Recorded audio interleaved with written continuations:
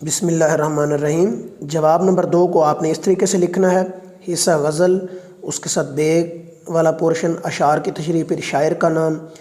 तो अब शेर को इस तरीके से आपने लिखना है, मार्कर के साथ थोड़ी सी जगह आपने छोड़ देनी है। ये देखें, मैंने मार्कर से यहाँ पे लिखा है, इसके साथ थोड़ी सी जगह छोड़ दी, उस लाइन को स्किप करके फिर दूसरी लाइन पे लिखा है। मार्कर से लिखने का यही तरीका होता है। जब मार्कर से लिखा जाता है, मार्कर से थोड़ा सा लाइन को छोड़ के लिखा जाता है।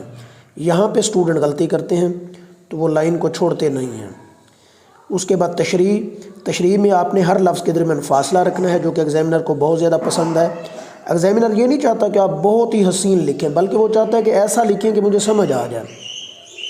तो इस अंदाज़ में आप जब लिखेंगे तो इंशाल्लाह आपको पूरे नंबर मिलेंगे। मेरे चैनल को सब्सक्राइब करें और लाइक किया करें प्लीज़, और हाशे भी लगाया करें। ये तरीका हाशे लगाने का। Thank you. अल्लाह हाफ़िज़।